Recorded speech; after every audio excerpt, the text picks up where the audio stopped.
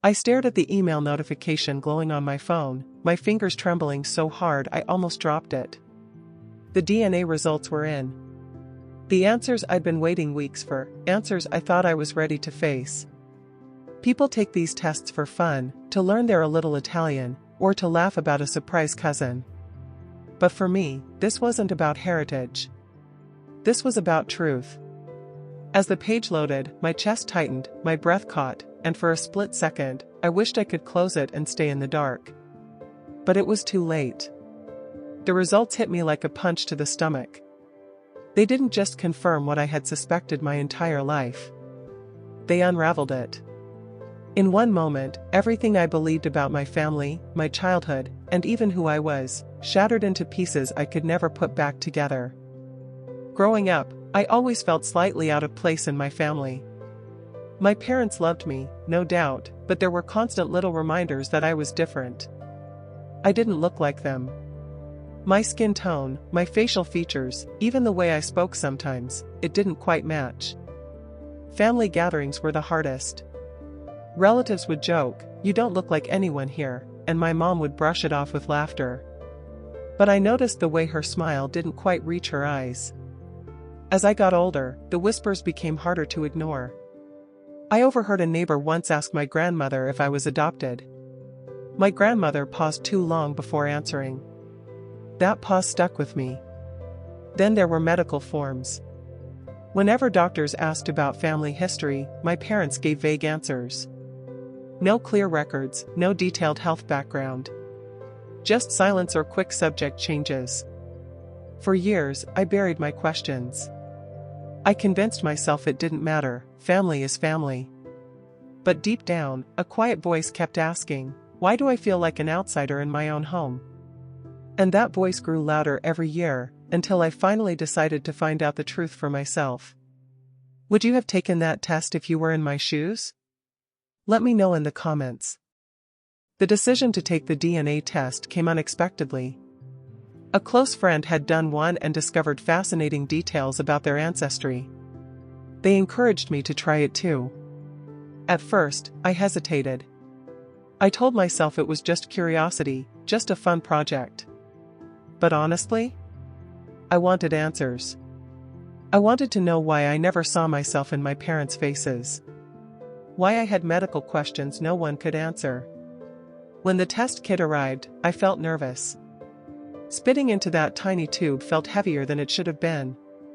Like I was sealing away my doubts, waiting for truth to come back to me in a neat little report. I mailed it off, telling myself it was harmless. But every night afterward, I found myself thinking, what if this test tells me something I'm not ready to hear? The email finally came late one evening. Your DNA results are ready. My stomach flipped. I clicked through the ancestry breakdown first. European percentages, African percentages, it all seemed normal enough. But then I scrolled to the DNA matches section. That's where my heart stopped. No relatives connected on my mother's side. None on my father's side either. Instead, a whole new set of people popped up, names I didn't recognize, strangers who were supposedly close genetic matches. The words burned into my mind, half-sibling. First cousin. Biological aunt. I sat frozen, staring at the screen. My hands went cold. The silence in my room felt deafening. This wasn't just a quirky ancestry fact. This was confirmation, I was adopted. But then something else hit me even harder. One of my top matches was connected to someone I did know. Someone who wasn't supposed to have any connection to me at all. And when I saw that name, my entire world collapsed. Keep watching, because what I discovered next will leave you speechless. The twist was brutal. One of my closest DNA matches wasn't some stranger across the country, it was my mother's best friend. A woman who had been around since my childhood, who came to every birthday, every holiday, who I even called auntie. The test suggested she wasn't just a family friend. She was biologically tied to me.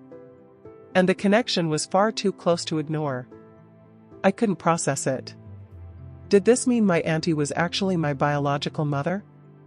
If so, then who was the woman who raised me? my thoughts spiraled.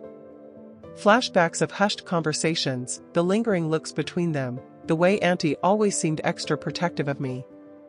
It all suddenly made sense. This wasn't a simple adoption.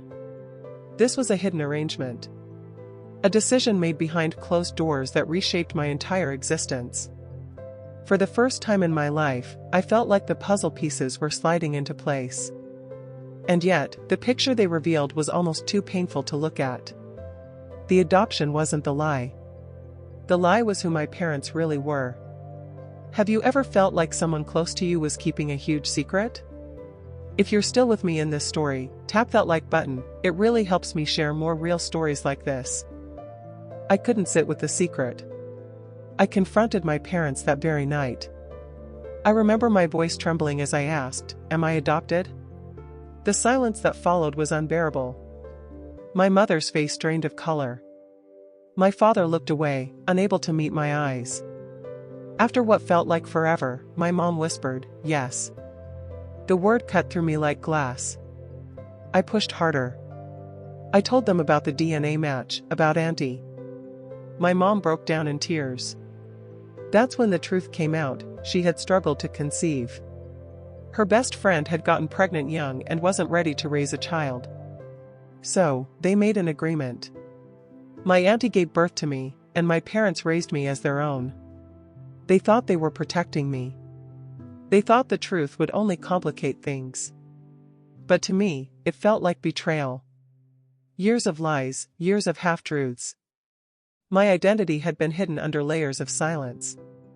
That night, the walls of my childhood home felt smaller, colder, like I didn't belong there anymore.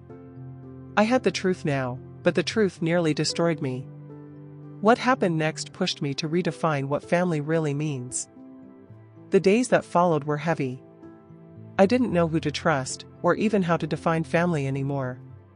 My mom, the woman who raised me, was still the one who packed my lunches, kissed my bruises, and stayed up with me when I was sick. But my auntie, the woman I'd seen as just a family friend, was now my biological mother. At first, anger consumed me. But slowly, I realized something important. I wasn't a secret to be ashamed of. I was loved, just in a complicated, imperfect way. I began talking to my biological mother directly. It was awkward, emotional, but also healing. I got to hear her story, her struggles, and why she made the decision she did. It didn't erase the hurt, but it gave me understanding. Family, I learned, isn't about blood alone. It's about love, effort, and truth. And while my story started with lies, it didn't have to end with them. Looking back, that DNA test gave me more than just answers. It gave me a chance to rebuild my identity on honesty. But I won't lie. The truth shook me. It tore open wounds I didn't know I had. And it forced me to ask myself questions I never thought I'd face. If you're considering taking a DNA test, remember this: the truth doesn't always bring closure. Sometimes it brings chaos. Sometimes it forces you to rebuild everything you thought you knew. So, I'll leave you with this. If a DNA test could reveal the deepest secret in your family, would you be ready to face the truth? Drop your thoughts in the comments. I'd love to hear your take. And if this story hit you, share it with someone who needs to hear it.